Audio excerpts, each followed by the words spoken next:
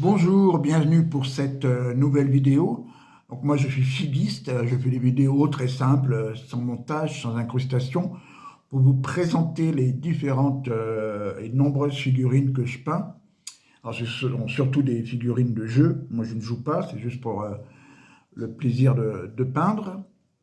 Donc je fais un peu de fantastique, surtout de l'historique napoléonien et Seconde Guerre mondiale euh, en priorité.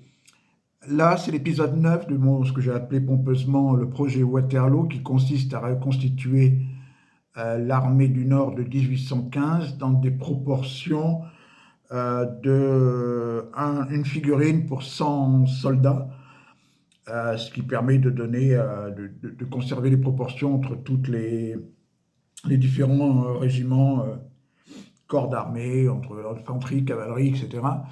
Voilà, donc j'ai choisi de faire ça tranquillement. Ça fait un petit moment que je n'avais pas fait de vidéo sur ce projet Waterloo. Là, c'est l'épisode 9, donc.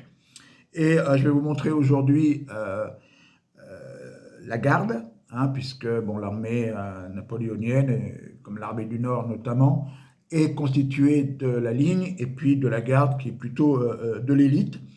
Donc là, j'ai fini l'infanterie de la garde. Bon, dans la garde, il y a aussi l'artillerie, la cavalerie, c'est pas fini, mais l'infanterie est terminée. Elle se constitue de trois divisions. C'est la vieille garde grenadier, la vieille garde chasseur et la jeune garde.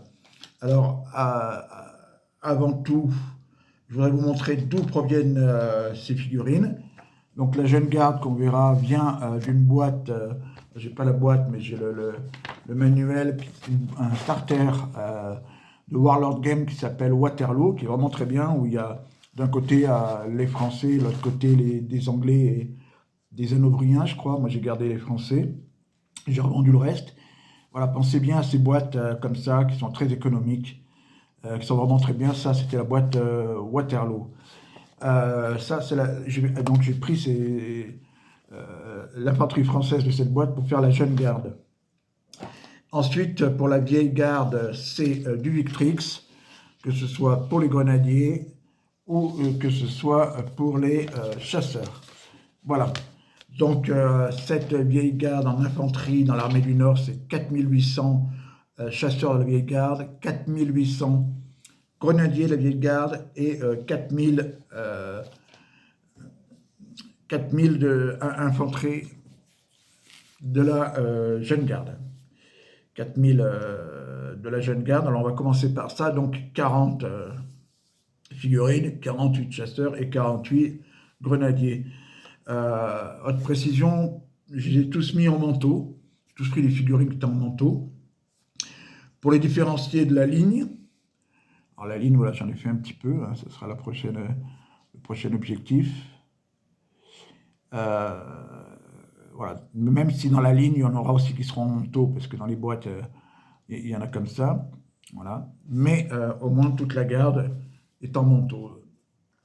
Donc la ligne, 4000, donc 40 figurines. Donc là, je les ai soclées par 4. Donc même si moi, je ne joue pas, parce que je ne sais pas par combien ils les soclent selon les jeux, pour les déplacer plus facilement, mais moi, c'est plus facile à manipuler. Donc je les ai soclés par 4. Voilà, sans décorer le socle, juste dans le peignant. Donc voilà, 40 figurines, 10 socles, et qui représentent dans la réalité 4000 soldats. Voilà, donc moi j'ai essayé de respecter quand même les couleurs, hein. Mais bon, après ça varie selon les régiments, etc. Ça c'est des tirailleurs avec le pompon rouge, ce sont des tirailleurs. Avec le pompon vert, ce sont des voltigeurs. Voilà, il y a tirailleurs et voltigeurs. Pompon vert, je vérifie, voltigeur.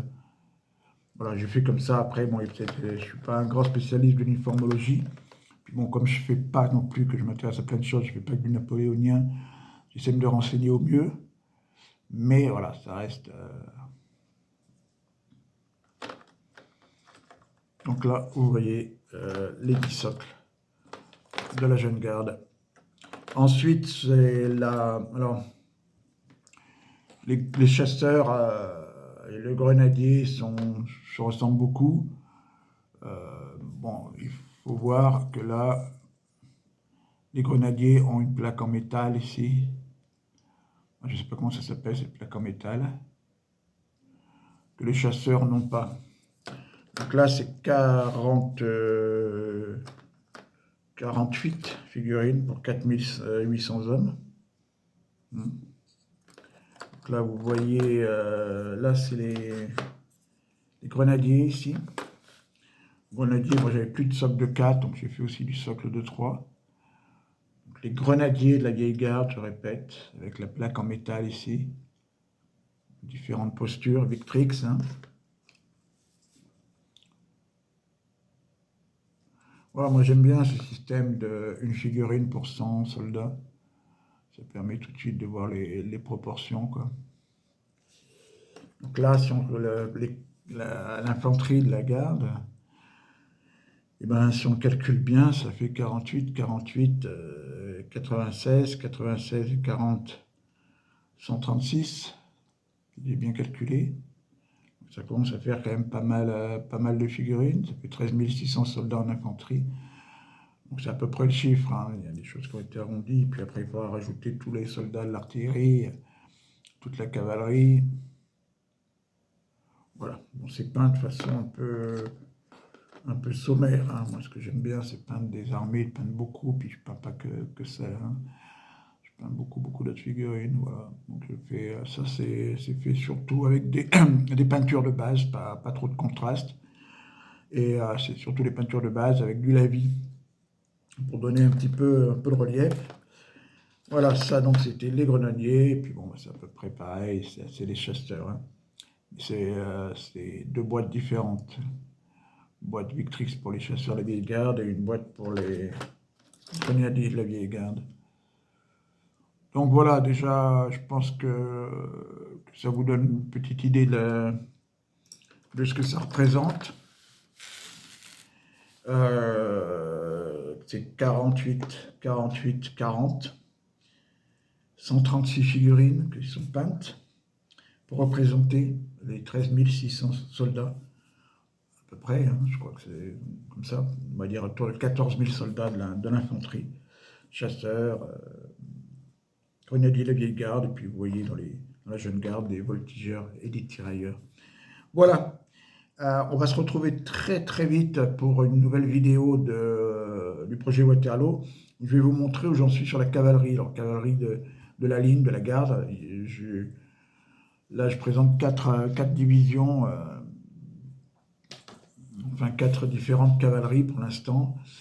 Je vous présenterai ça rapidement, des dragons, des hussards, etc., des chasseurs. Et je peins les 4 en même temps, donc il n'y en a aucune qui est finie. Et je vais vous montrer ça très rapidement dans une nouvelle vidéo. Donc finir cette cavalerie, il y en a encore pour un petit moment. Après, il y aura l'infanterie, j'ai des boîtes d'infanterie qu'il faut que je fasse, infanterie de ligne. Puis après, ben, faudra que je rachète des boîtes. Il faudrait vraiment que je me mette à l'artillerie et aux officiers, je n'ai toujours pas fait. Puis après, racheter des boîtes parce qu'il manquera de l'infanterie de ligne et il manquera évidemment de la cavalerie, des différents d'autres corps de cavalerie. Voilà, merci d'avoir regardé cette vidéo. N'hésitez pas à mettre un petit pouce si ça vous a plu parce que ça permet d'être plus visible sur YouTube. Et puis ben, surtout de vous abonner, hein. Je crois que vous êtes déjà plus de 230. Je suis vraiment très content, je ne m'y attendais pas. Parce qu'il y a des vidéos régulières, hein. Donc je pense que la plupart du public s'intéresse surtout à l'historique. Je rappelle, l'historique, j'ai déjà fait. Allez voir sur ma chaîne de l'Antique avec les Romains des guerres puniques, du Napoléon, surtout de la Seconde Guerre mondiale et la French Indian War avec des figurines en métal. Vous pouvez voir, j'ai fait un peu 72e aussi en cavalerie.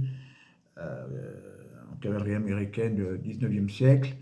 Voilà, peut-être un jour je ferai une petite boîte de Moyen-Âge ou autre, mais voilà, c'est surtout concentration là-dessus.